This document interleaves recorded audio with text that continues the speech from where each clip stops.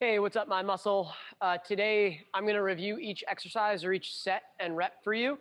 And then you'll pause the video if necessary and repeat the sets and reps on your own, as opposed to having a whole class here to demo with. You're going to start today with some upper back work, and you can go ahead and just widen out your stance, put a soft bend in the knees, and then bring arms out to the side. The goal of this movement will be to move my upper half without moving my lower half. So we're looking for lateral translation of our T-spine or upper back. You guys are going to work for 45 seconds on this. The first move, cool. Can I do this? You may want to try this in the mirror because it is harder than it looks. And I had a lot of people this morning in my class who were kind of befuddled or confused or like trying to move their bodies in a way they hadn't before. So that's the step one. Okay, can I translate over? If I can do that from here, I'm going to stay translated and add a lateral bend. Okay, keep pushing through both palms. Now I'm going to unbend and stay translated. Then I'm going to shift over to the other side. Rotate. Now we're working. Our 45 seconds has begun. Rotate, translate back, find center, find translated, rotate, push through both palms, come back. And now you can find your own pace. If you want to follow along with me, great. Actively pushing through both palms. As you come out of that bend, you should still be translated. Just cue into whether you're wiggling the hips back and forth or whether you're moving through your upper back. Your belly is tight. Your head, your shoulders, your hips, they should still be in line, right? So I'm not moving forward in space. I'm still just moving like I were moving between two window panes, one in front, one behind. Okay, that's 45 seconds of movement there. Now we're going to do 45 seconds of just rotational movement. So belly button still faces forward. Soft bend in the knees is okay. Make sure the hip bones are also facing forward. Fingertips go behind ears. You're going to take a breath in. Then as you exhale, you're going to rotate as far as you can in one direction. I'm not letting this elbow come forward. I'm going to, at my limit basically of how far I can exhale. Then I'm going to take a big breath in at my end range. And the exhale will bring me back the other way. Now 45 seconds on the clock.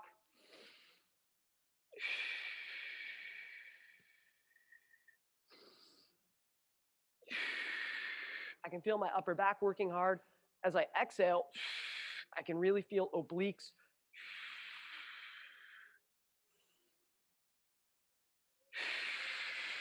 Make sure to exhale at your end range like I didn't do right there. So find your end range and then inhale fully into that end range. Then you can exhale to rotate. Try to keep the eyes level. One more.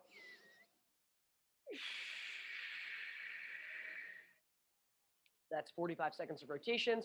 I feel that my upper back on my shoulders have to work kind of hard just to maintain this position. And of course, this will work as well. From here, we're going to go into Chinese hip grinders. Stance can stay the same. Fingers are going to interlock. And you're going to think about pushing these guys away as this hip rolls in. We want internal rotation of this hip. So it looks like this. You're going to reach, reach, reach. If you feel okay with it, your head can go through the arms. For me, that tends to compromise my position a little bit. So I'm going to stay more upright. But I've seen more flexible people almost get a parallel spine to floor as they reach. Spend that exhale at your end range. Inhale, exhale. Again, the focus is on this rotation through the hip that's farther away from the hands. Come back to center. Repeat. We're on a clock now. We got another 20 seconds or so. I'm actively thinking as I push forward, how much can I rotate this hip? So I actually feel the muscles on the outside of that hip.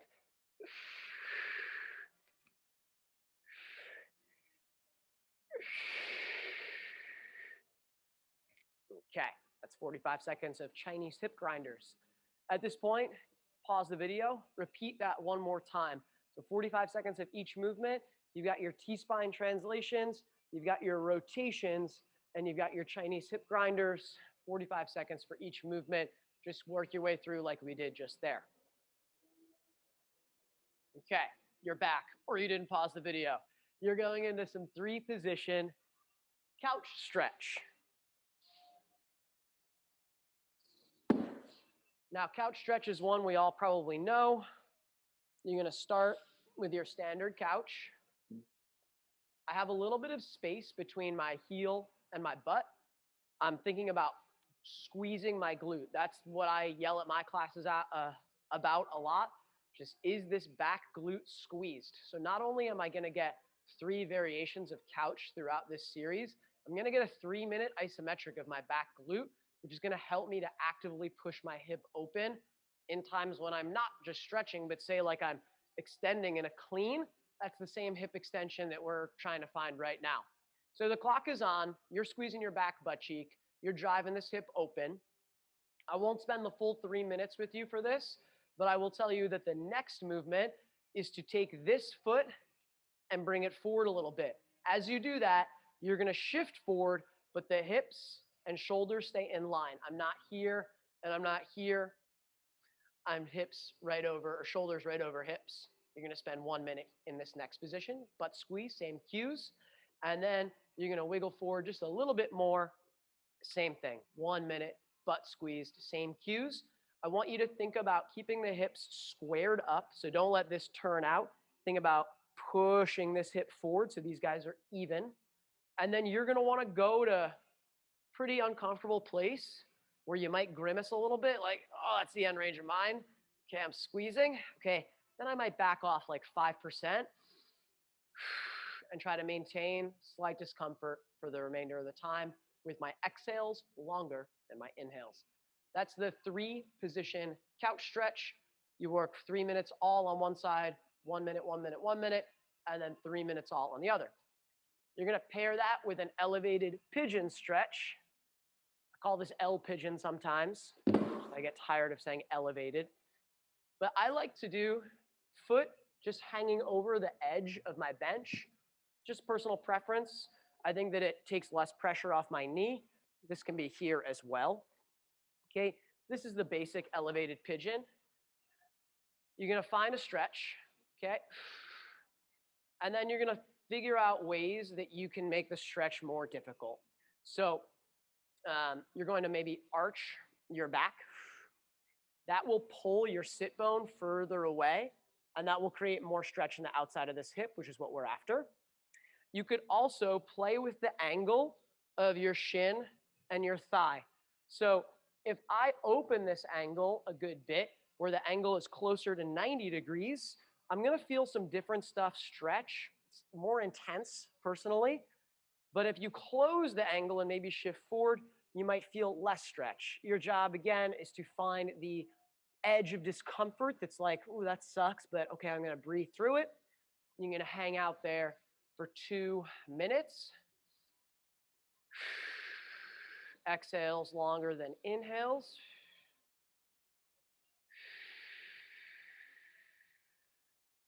That's your stretch series for the day. So at this point, go ahead and pause. Get yourself set up in that couch. Minute, minute, minute, minute, minute, minute, and then 2 minutes and 2 minutes for a total of 10 minutes passive stretching of the front and side of the hip.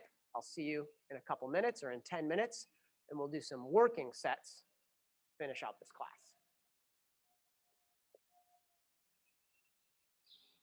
Okay. You're back, or you didn't pause. So we're going to work some pancakes today. Very exciting, less delicious than they sound. Oh, I just couldn't resist making that joke. That's painful. Man, I'm getting bad. Okay. First, I want you to assess what your pancake looks like. For me, luckily, I can pass this test. I can fold forward and keep my back flat. Can I fold forward, keep my back flat with my biceps by my ears? Ooh, I'm a little more limited on that one, okay? you're going to do the same. You're going to test seated on a bench.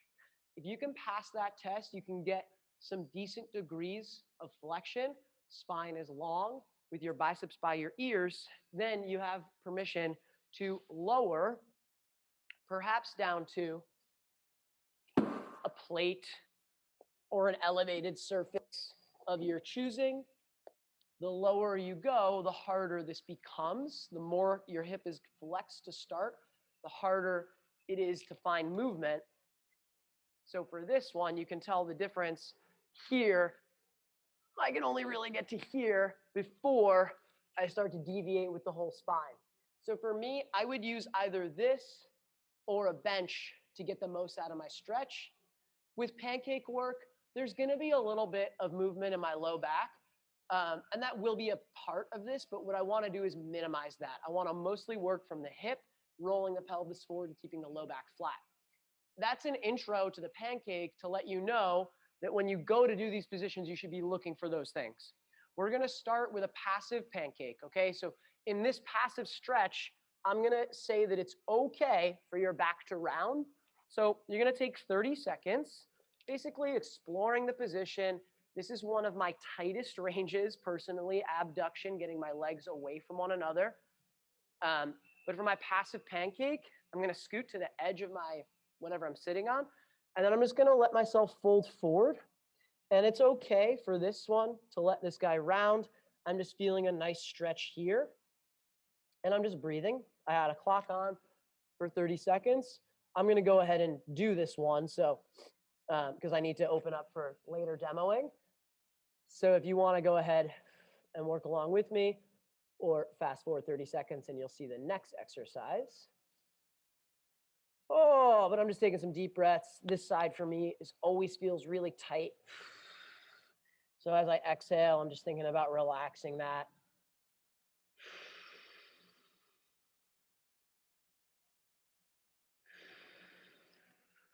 Okay, that's 30 seconds just to explore the position and get used to that. Now you're going to come up and you're going to do a pancake reach like I showed you. Biceps stay by the ears. You're going to squeeze the F out of your quads and your belly so everything is tight here. I want you to point the toes. It's a little bit hard in these sneakers that I'm wearing. Maybe I'll kick them off. We'll see. But toes pointed, that's going to give you more tension here. Reach up. And now 30 seconds, you're going to reach forward.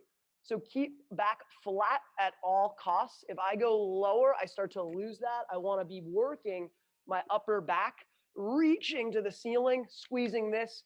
Think about leading with your belly button as opposed to leading with your forehead. Okay, reaching, reaching, reaching, reaching, reaching, reaching, reaching. Breathing, breathing, breathing. This is an active stretch. This is effing hard. Toes are pointed, quads are squeezed. You're reaching, you're trying to get as long as you possibly can.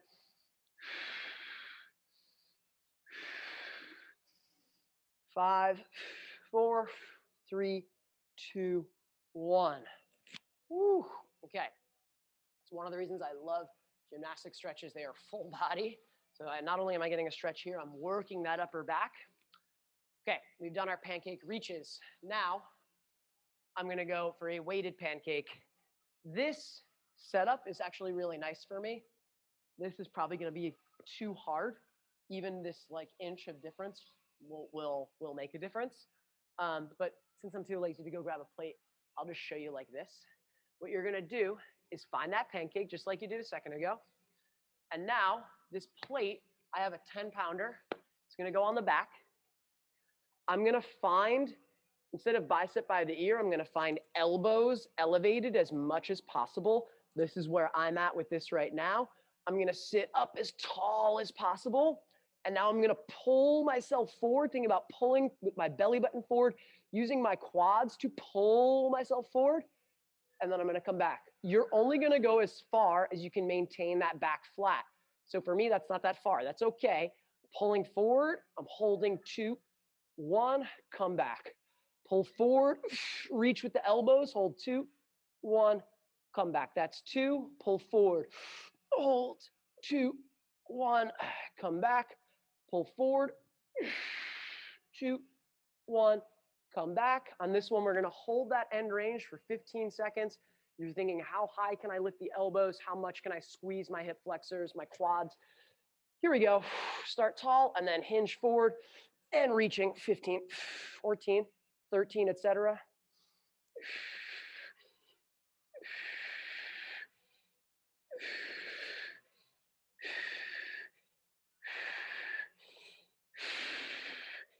4, 3, 2, 1. Come on out. To review, that was 30 seconds of passive reaching, allowing the back to round. 30 seconds of unweighted bicep by the ear reaching. My upper back is fried. I also did these yesterday. And then weighted pancake, 5 reps. On the 5th rep, you're going to hold 15 seconds. Now, if you are watching this, you're going to pause. You're going to repeat that 2 to 3 times. In class, we did it just twice for time limit, but you can do it 3 if you're feeling like you want to. Go ahead and pause, and then otherwise, follow along for our next piece. Okay, next piece. Here we go. You guys are going to work in a side lying position. And it's important, how can I show you? It's important that you keep your tail tucked under you throughout the movement. So maybe if I just show you from standing, if I show you here, you're going to go tail scooped under, bring the toe out like that emoji of the twins. You know what I'm talking about. Tail is tucked, and then you're going to turn out. So I'm externally rotating. But see, as I externally rotate, this hip is going to want to fall backwards. I'm not going to let that happen. So I'm going to leave, or it's like I'm pushing this same side hip forward. Tail is tucked as I externally rotate. That doesn't leave me a lot of room. Then I'm going to lift up, and I just feel this whole side butt situation. That's on fire. That's burning right now. I come back down. Practice feeling that side of the glute before you go to do this. You're luckily going to do this on the floor, and the floor will give you some feedback for how you're moving the hip. So what you want is to have this stacked. I'm going to go to this side. What you want is to have this stacked so you can feel, or you can like see, okay, hip is over hip.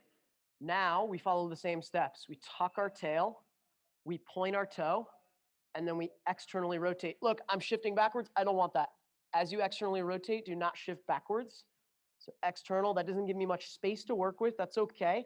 Now I'm going to lift. Here's our move. You've done enough like prep for this. Here's the move itself. You're going to lift up as high as you can go, but maintaining those cues. I can feel the outside of my hip burning. That's as high as I can go without compensating. Okay? Then you're going to go down halfway, 2, up all the way, and down all the way. That's 4 counts. I'll count them for you. Same moves we just did, but just with numbers. Ready? 1, up all the way. 2, down halfway. 3, up all the way. 4, down all the way. I'm losing my turn out, so I'm going to reset. Turn out. That's external rotation. Ready? Up all the way. Down halfway. Up all the way. Down all the way. Up all the way. 2, 3, 4. 1, 2, 3, 4. Starting to roll. I'm starting to arch my back. These are all things that I want you to be aware of as well.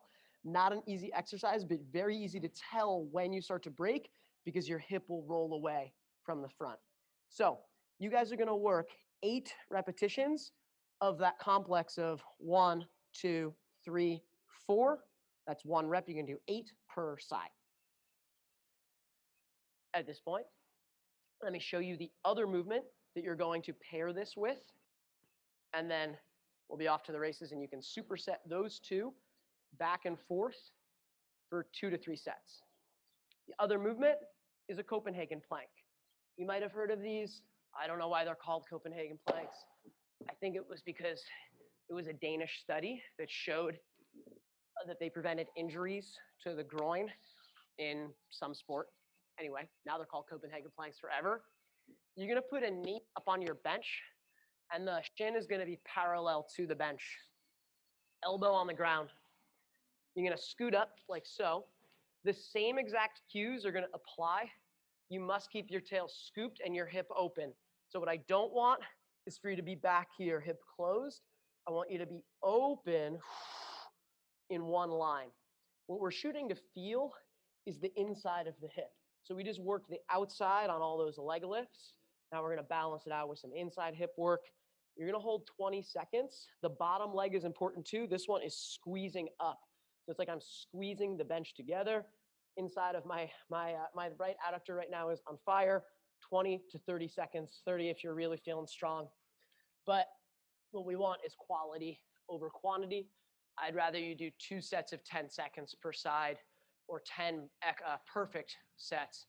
If that's very difficult, it's hard to set up, but you could elevate this hand. Sometimes we use like a stack of gymnastics mats so that you still have space. Anyway, if that's too tough, you could do that. You could also go here, leave this knee on the floor, push through the top leg, and try to feel the inside here.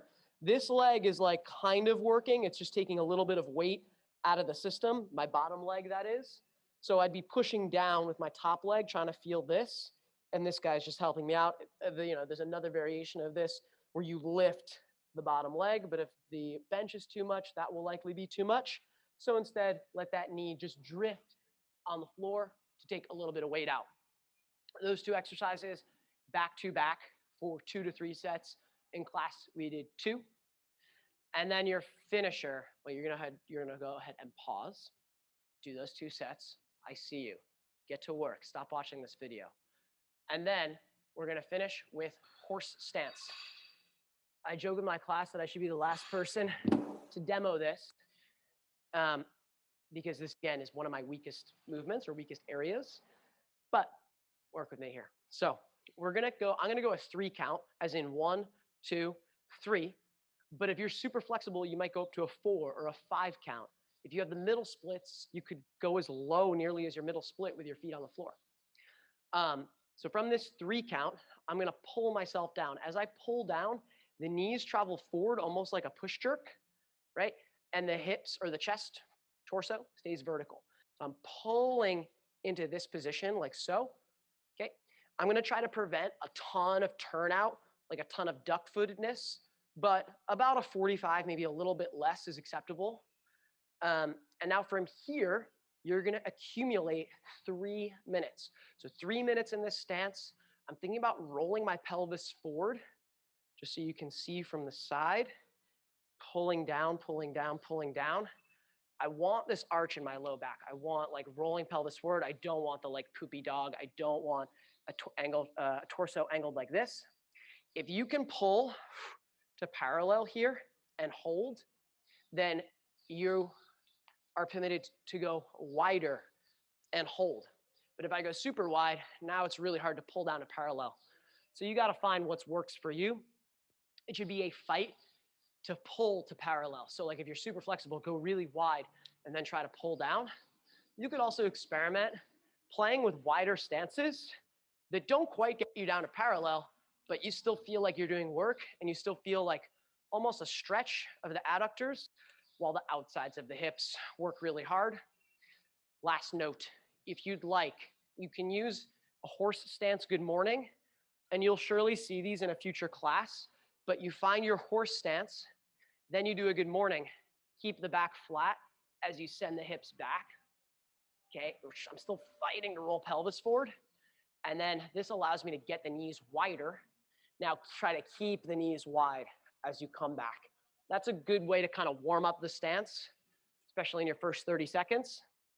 Otherwise, your mission is to accumulate 3 whole minutes in that horse stance. We did 1 minute together as a class, and then I let them break it up so they could go in 30-second intervals, or they could do 2 minutes to finish. 2-minute horse stance is a pretty good benchmark as long as the quality stays really high. That's it for today, for today's mind muscle class. It is a pancake and kind of horse stance focus. We warmed up with some upper back work. We moved into some lateral hip work, and then we finished with pancakes, some adductor stuff, and some dynamic outside of the hip stuff. Hope you guys enjoy. Drop some comments in the Facebook and let me know how it goes. Have a great day.